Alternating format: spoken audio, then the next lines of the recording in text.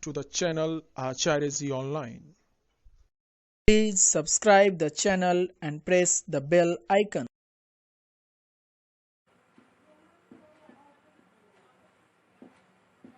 ऊर्ध्वाधर वितरण, इसी से जुड़ा हुआ ऊर्ध्वाधर वितरण में आपने देखा जो केंद्र की सरकार, केंद्र सरकार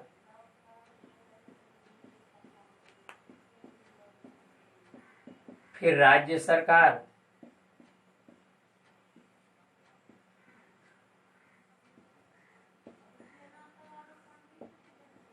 स्थानीय निकाय।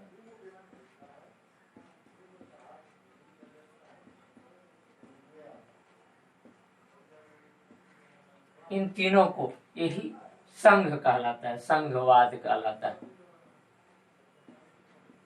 जो पिछले पार्ट से यानी सत्ता के साझेदारी से जुड़ा हुआ है, उसी के सत्ता के साझेदारी का एक रूप है संघवाद है, यानी संघवाद फेडरलिज्म। और ये संघ जो है फेडरेशन, यानी ये संघ जो है फेडरेशन, संघ हो गया, फेडरलिज्म संघवाद हो गया, फिर फेडस संधि हो गया। संधि, संघवाद और संघ। इस चैप्टर में संघवाद के बारे में, संघवाद माने संघ माने फेडरलिज्म, इज्म वाद एक सिद्धांत है जो पिछले क्लास में भी, पिछले अध्याय में भी चर्चा हुआ था, यानी संघ बनने का सिद्धांत। इस अध्याय में आप देखेंगे कि संघ किन किन परिस्थितियों में संघ का निर्माण होता है, फेडरेशन का निर्माण होता है। यह संघ शब्द जो है ये फेडस यानी FOEDUS, फेडस,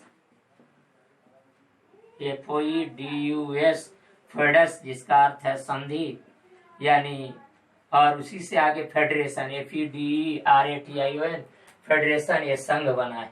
तो ये संघ बना है, तो संघ कैसे बना है, दुनिया में जो है संघों का गठन कैसे हुआ है, इसके बारे में आप देखेंगे। जो संघ बना, दुनिया में जितने भी देश है, Bharat, America, Australia, Canada, Brazil, ये जितने भी देश है जहाँ संघवाद है, तो इस संघवाद का इसमें आप देखेंगे परिचय, संघवाद चैप्टर में जो परिचय दिया है, उस परिचय में संघ बनने, इस अध्याय में क्या क्या है, जो संघ बनने की क्या क्या प्रक्रियाएं हैं। पहला संघवाद क्या है, फिर संघीय व्यवस्था क्या है, भाषाई राज्य माने कहता है कि यानी क्या है, भाषा नीति क्या है, केंद्र राज्य संबंध, फिर माने जो है विकेंद्रीकरण है, जिसके बारे में जो है आप पढ़ेंगे। जो विकेंद्रीकरण क्या है, इस अध्याय में मुख्य रूप से जो है संघ की विविधता क्या है, किन किन विविधताओं के आधार पर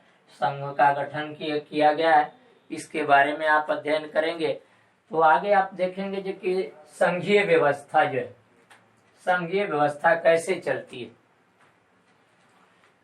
सत्ता के साझेदारी के बाद जो है संघवाद में संघीय व्यवस्था,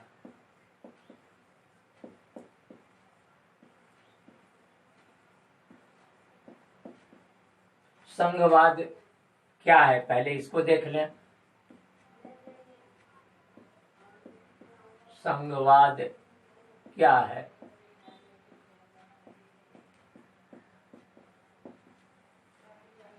तो संघवाद माने आप देख रहे हैं जो संघवाद है, संघवाद जो है आप देख रहे हैं सत्ता के साझेदारी का रूप था, केंद्र सरकार, राज्य सरकार और स्थानीय निकाय। ये जहाँ संघवाद यही है, संघ जहाँ एक से अधिक स्तर की सरकार हो उसको हम संघीय सरकार कहते हैं। तो हमारे देश में भी 3 स्तर की सरकार है, केंद्र सरकार है, राज्य सरकार है और स्थानीय निकाय। फिर आप पीछे सत्ता की साझेदारी चैप्टर देख रहे थे, अध्याय देख रहे थे, तो उसमें आपने देखा होगा बेल्जियम, बेल्जियम का उदाहरण आया था। तो बेल्जियम में आपने क्या देखा, जब बेल्जियम में भाषा के आधार पर जब यानी या माने जो क्षेत्र के आधार पर विवाद उत्पन्न हुआ, तो बेल्जियम ने अपने संविधान में संशोधन किया। संशोधन से पहले भी बेल्जियम में आप देख रहे थे कि ऐसा नहीं था कि बेल्जियम में सत्ता का विभाजन नहीं था। वहां पहले भी था केंद्र की व्यवस्था, प्रांतीय व्यवस्था। लेकिन इस विवाद के कारण 1993 में बेल्जियम ने अपने संविधान में संशोधन किया, और संशोधन करके आपने देखा होगा जो फ्लेमिश और बेलोन दो इलाका है जिससे अधिकार दिया था। यह अधिकार संविधान के द्वारा प्रदत्त था, संवैधानिक अधिकार दिया गया। अब जो है उस इन अधिकारों में यानी बेल्जियम जो केंद्र की सरकार थी, ब्रुसेल्स की जो सरकार थी, वह हस्तक्षेप नहीं कर सकती थी। यह आ गया। पहले वाली जो ऐसी जो व्यवस्था थी उसमें जो है बेल्जियम केंद्र की सरकार जो है वह वापस भी ले सकती थी। प्रांतीय सरकार को उतने अधिकार प्राप्त नहीं था, उतना ताकत प्राप्त नहीं था। इस कारण जो है वह इस व्यवस्था से के कारण परेशानी आ रही थी, उसको अधिकार नहीं मिल रहा था। लेकिन 1993 में जो बेल्जियम ने जो संविधान में 4 संशोधन किया, तो आपने देखा जब प्रांतों को अपना अलग अलग क्षेत्र को अधिकार दे दिया, और इसके बाद यह विवाद समाप्त हो गया। इसके ठीक बाद जो है आप देखेंगे श्रीलंका है। श्रीलंका ने केंद्रीकृत या एकात्मक व्यवस्था को अपनाया। श्रीलंका ने एकात्मक व्यवस्था अपनाया तो परिणाम क्या हुआ, वहां जो है गृह युद्ध हुआ और पूरी सरकार केंद्र के अधीन था। लेकिन यह जो व्यवस्थाएं थी बेल्जियम की, यह संघीय व्यवस्था अपनाई गई जिसमें प्रांत का अपना अलग अधिकार था, केंद्र का अपना अलग अधिकार था। वे स्वतंत्र निर्णय लेते थे, उसमें केंद्र का जो है कोई हस्तक्षेप नहीं था। इस आधार पर आप देखेंगे जो संघवाद के में एक संघीय विशेषता है, संघवाद की जो है विशेषताएं हैं, उस विशेषताओं में आप देखेंगे विशेषताएं हैं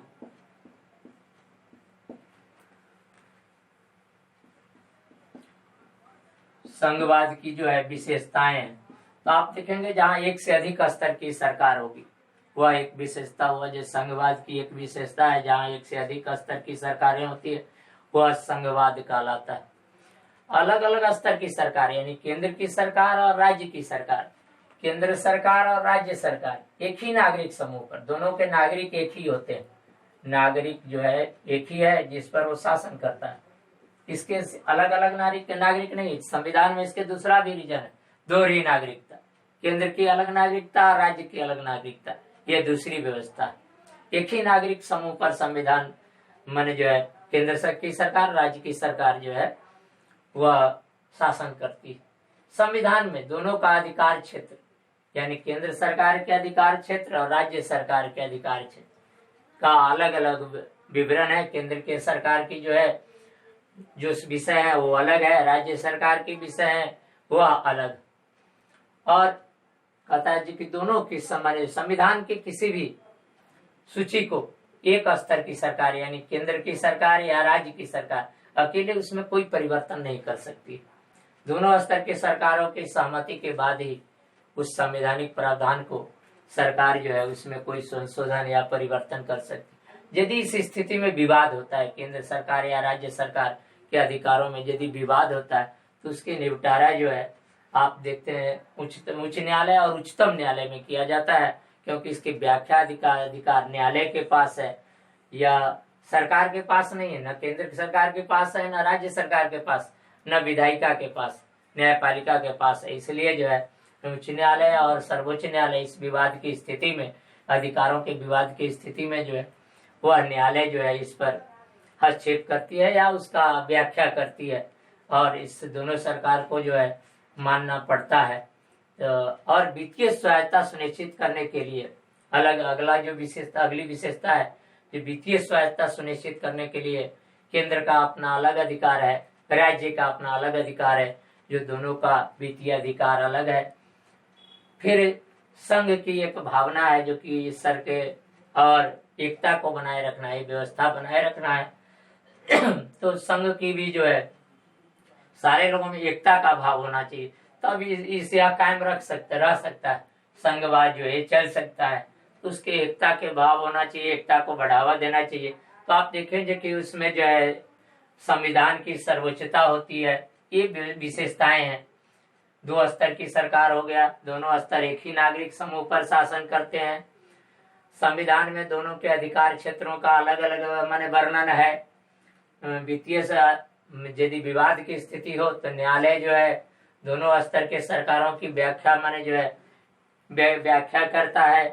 वित्तीय स्वायत्तता सुनिश्चित करने के लिए उसके अलग अलग अधिकार क्षेत्र है।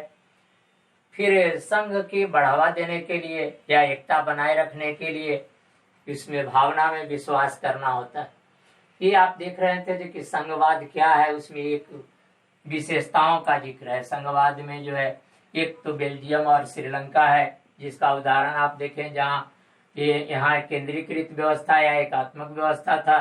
बेल्जियम है जहाँ संघात्मक व्यवस्था है, यह देख रहे थे।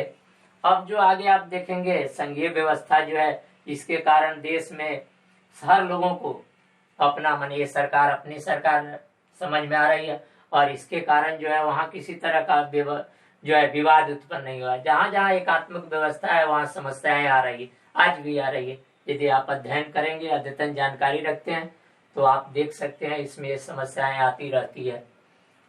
तो इसको ध्यान रखना है कि संघीय, आप अगले दिन याद रखेंगे संघीय शासन में संघवाद की यानी जो संघीय विशेषता क्या क्या है, इसमें विशेषताओं को याद करके जरूर रखेंगे।